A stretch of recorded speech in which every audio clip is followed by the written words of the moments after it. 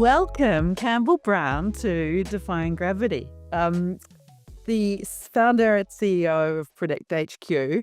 We've known each other for a while, but I am just dying to talk to you about the story and looking back a little further on the journey of PredictHQ, your amazing, real-world aware AI company, now in San Francisco, from New Zealand, but I want you to tell the story, so I'll hand over to you. Yeah, great.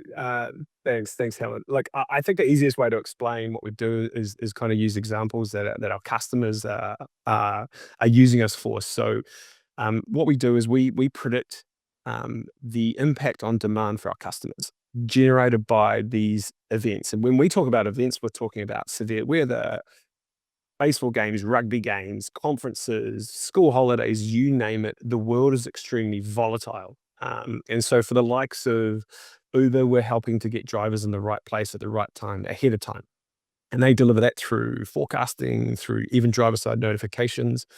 And then you've got the likes of, let's say, CVS, who are trying to understand what products are going to be sold out, because out of stock is a really big issue. So we know festivals massively impact specific CVSs. And then you have someone like, even in the mobility space again, Waymo, who are using us for their autonomous vehicles. And this is all around, again, that volatility. And what we see in the world is around about 27% of demand is volatile, meaning it can't be answered. And so our business is set out to kind of answer that for our customers and to provide those predictions where they can change pricing, inventory, staffing, even billboards. So it's a really unique business that we built, started in New Zealand, and then I moved my family over to the US here in about 2017. Amazing. So, tell me, how does a guy in New Zealand get up sort of 10 years ago having this idea that has led you now to working with Uber, working with global hotel chains, global advertising agencies? Go back Yeah. 10 years and tell me, how on earth did you have that idea? Well, I've always been data curious. If that, and what I mean by that is, we saw it in previous businesses where if we were able to leverage data as an asset and be very focused in the way that we use it, we could extract real value. And when we're at, I remember I got out of one startup, got into another startup with a guy, Mike Ballantyne, and they it was a global car rental business. And we were seeing these peaks and troughs in demand, and the volatility, and we couldn't understand that volatility. And there was millions and millions and millions and millions of dollars on the line for better answering, because we could better price our insurance product, which was associated to these car rentals. And I just said to Mikey one day, I said, I think there's got to be a better way. And I think it's because we're getting impacted by this flooding that was in Florida that meant our car rentals were like zero, or it was the state of origin in Brisbane that was surging demand. And there was nothing out there that was answering it for them. And so we just created a really simple MVP. I managed to drag my now co-founder and CTO, Rob Kern, with me, and got him in the corner of a room and started building this product that could actually aggregate all these events. And then fast forward to today, it's being used by some of the world's largest companies. So but it's the same. It is the same thesis we've always had. Events shift demand massively. Events are all forever changing. You can never just take a snapshot and it's done. And we have just kind of really doubled down on that. And now fast forward to today with the surge in AI, we're just fueling these models to be smarter and more real world aware. So it's created a real amazing tailwind for our business. Yeah, yeah, and it's that old maxim so many founders have had, of the 10-year-old overnight success. Sure. This You're signing some incredible brand names. I know you've got more coming at the moment, um, who are finding enormous value, millions of dollars of value from the awareness you give them to demand from events, the prediction of Taylor Swift's impact on Melbourne or San Francisco, etc. Yeah. But but it's been a journey, and I know, for example, things like COVID, when you're about real world Yeah. events, probably a pretty tough spot in your journey. Tell me, what was your biggest challenge, or a couple of them, because that's got to be one of them. And Yeah. how did you navigate it? This series is about how leaders like you overcome some of those moments. Talk to us. Yeah. Well, look, I think there was a series of events that kind of just sequentially happened that built a level of ability to deal with these situations more than I ever I could have thought possible. But just to rewind is, Mm. I think the first real challenge was actually just moving my family, young family at the time. We had 2 kids. We now have 3 kids. Moving over here, to the US. Didn't we knew no one. We had 56K in ARR. We had like one customer, which is Uber, who's still a customer today. As they're near and dear. Best brand, come on. Yeah, good, great first brand. But I remember my first darkest moment actually when we first moved here. I was sitting in a car parking lot. My wife was going to hate me for this, but she had she had put diesel in our brand new car, Oh no. and it exploded. It had taken me 4 months to get this car, and I just sat down. I got an email through from the dealership saying, "Oh, hey, actually, you have to give this car back because it was a lease car." Because actually we can't lease it to you because you're on a visa that we don't accept. And I just said to him, I go, well, good luck. You're going to have to come pick me up because it's the engine. It's $26,000 worth of damage on this engine, right?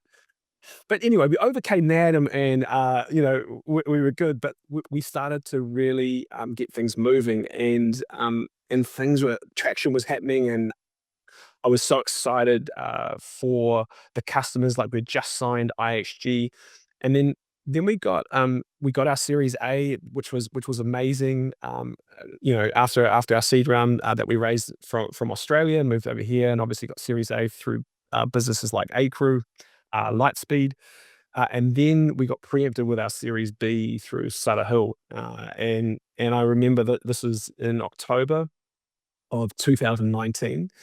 And there was something in my gut. And I remember talking to some of our board members about it. I said, look, something's going to happen in 2020. And I don't know what it is. I suspect it was going to be economic turmoil because there was a lot of crazy stuff going on. And so we got preempted with this round. I said, look, I think we're just got to take it. I think we've got to take this round. I think we doubled down.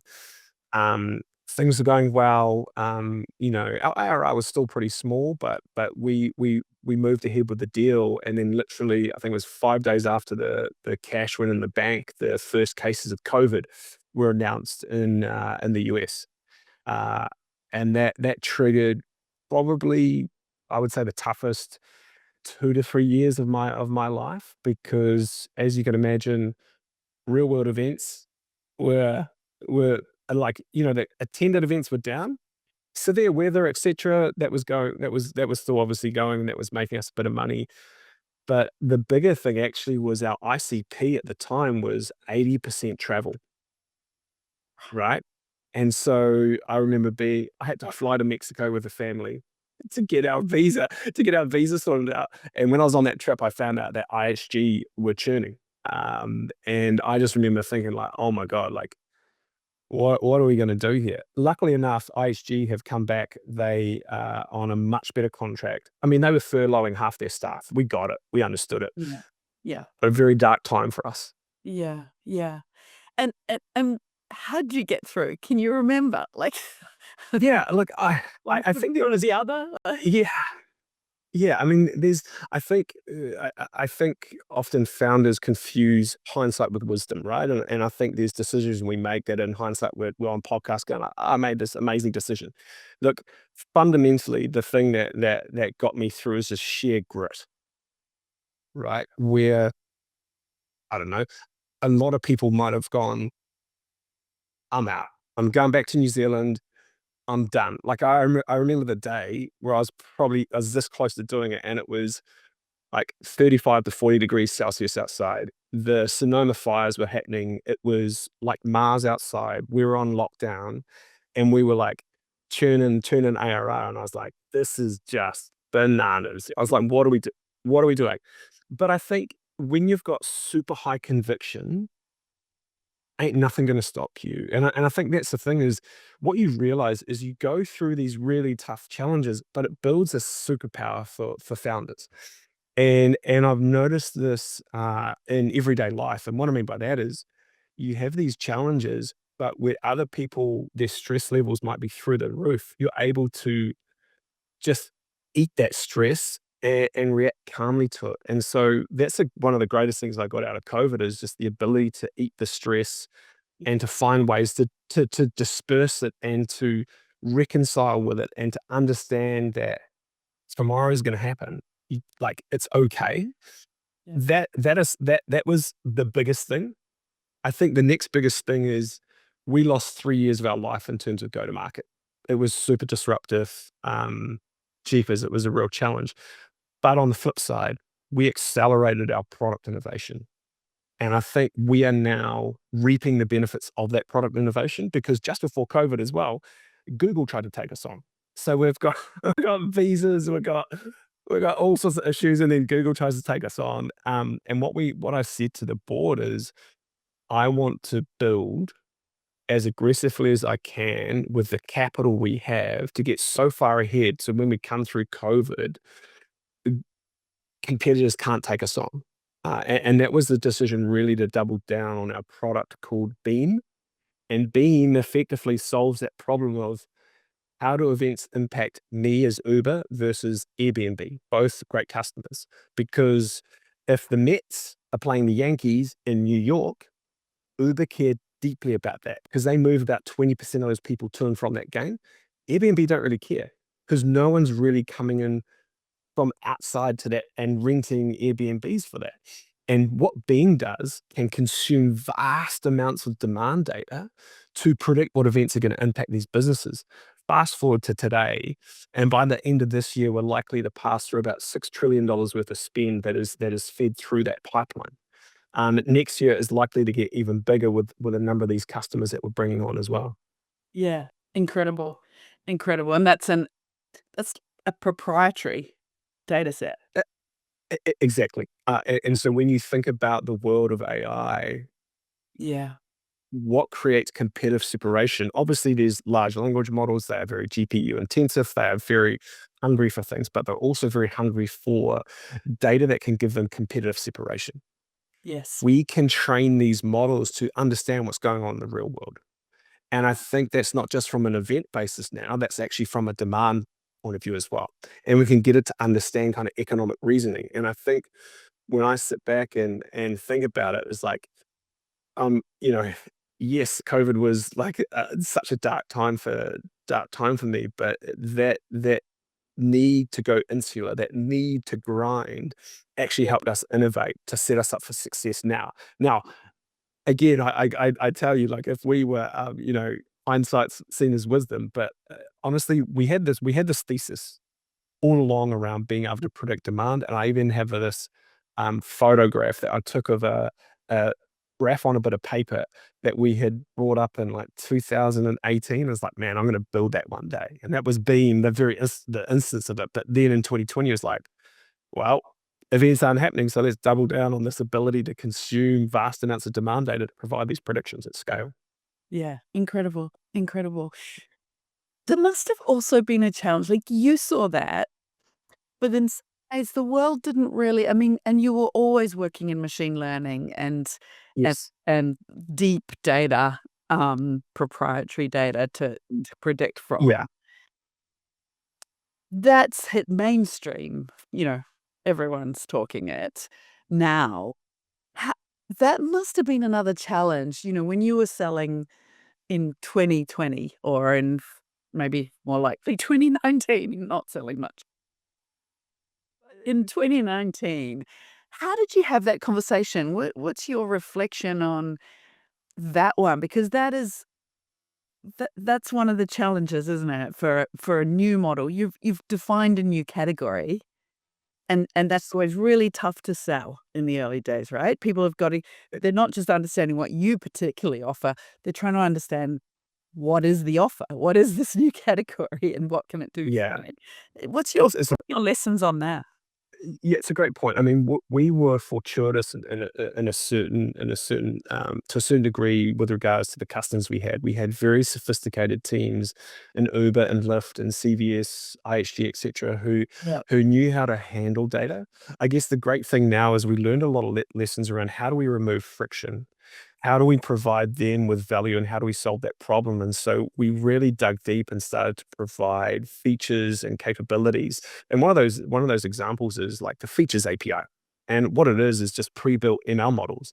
So it can very quickly be put into a forecast model. That was born out of our dealings with some of these very sophisticated customers who said, can you just build these features for us? And these features actually have the same pattern in terms of they're applicable to a lot of other businesses as well. And so fast forward to today, when I think about what we're planning for next year is just really doubling down on onboarding and making customers successful very, very early on. Yeah. Making sure that we gate crashing a roadmap is a term I've always used, but I do like it, is you are effectively gate crashing a roadmap and asking them to give you resource. We give them our resource, and we help them to get started, be successful, extract value, expand. And I think the difference between now versus the back in those days is we were almost like kind of throwing things over the fence and saying, you must be, you're really good. We'll see you later. But we now Get have out a your sort of goodies, play with them. yeah, go for it. But I think what happens there is people go off piste because Mm. people get excited about one particular thing. There was a business in Australia that we're dealing with, and they were like, "Oh, we actually need to build a platform to predict which events are going to impact us the most." And we're like, "We've already got that." you know, and it wasn't through lack of trying. It's just sometimes people are moving so fast they can't take a step back and look at the tooling that you have as well. And so being really, really focused on success at onboarding is really critical for a business like us. That expression of time to value it's such a fundamental of SaaS, isn't it? Well, yeah, here's a counterintuitive thing that AI has driven for us in particular is there's a lot of AI POCs out there, and a lot of these large scale businesses are actually doing a lot of forward deployed engineers that are actually not. A lot of them are not truly forward deployed engineers. That is someone who is going to be there for 2 years, living and breathing a business, right? But what they are doing is they're making these POCs successful. So there is this expectation that what are you doing as a business to help us to be successful? Because we are taking a very big bet on you. And I actually think that's a good thing. I think it's a good thing to take accountability for because they're signing $500,000 $1 million checks, right? And so they want to know the bet they're taking on you is going to be successful.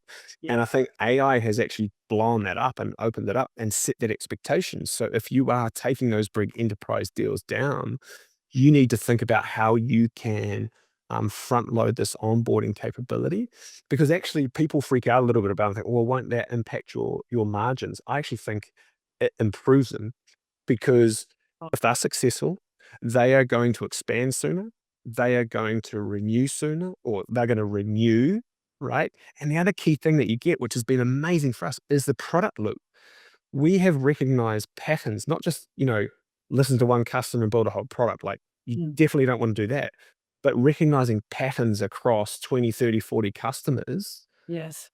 we have built such a more pragmatic but innovative roadmap because of this approach. And I think in 2026, that's only going to scale for us. Yeah. Awesome. Awesome. Awesome. So I always ask at the end to finish, what's your number one piece of advice for other founders and leaders in challenging times? Yeah, I think sometimes I think we're all guilty of seeking things to reassure you on your path. And I think sometimes what you can do is you can go and consume advice from people that are maybe 3, 4, 5 stages ahead of you. And I think the key thing here is your job as a CEO is to obviously see 1 to 2 years ahead of everyone else, but also is to take advice and recognize patterns in that as well and apply that to your business. And so typically for me is I've been doing this for years, is always trying to speak to founders that are 1 to 2 stages ahead of me. And that changes over time. Like what you do at seed stage is very different to Series A, Series B, or depending on what sort of ARR you have. And so it's understanding that, if you can understand these patterns and apply it to your business, you can actually unlock a lot of value. And I think on top of that is also, obviously you've been with me for 3 years, and I do remember the first meeting we had, and I was a little shit, if I'm honest with you. But I have obviously come to appreciate you in so many different ways. But I think that goes to my next point, is like, get really good people around you, because I think it gives you pause. I think it gives you reflection, and it gives you a chance to call out the bullshit. To be very direct, is not in a harsh way. But what you don't want is people patting you on the back saying you're amazing, you're awesome. Is You want a bit of that, but you want people to actually go, is this really the right thing you should be doing?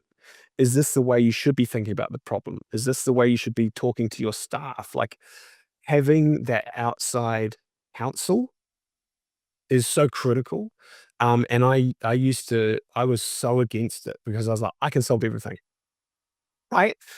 But you can't, and you shouldn't. And so bringing those people along with you is really critical, and has been super useful for me now that I've aged and know that. And you apply that with the pattern recognition of advice that they gave you, as well as others. You can really start to make decisions that significantly impact the value of what you're trying to deliver. Yeah. Awesome advice. Thank you so much for joining me today. No Yeah. worries. It's always a Thank you, pleasure. Helen. Yeah, thank you. Right.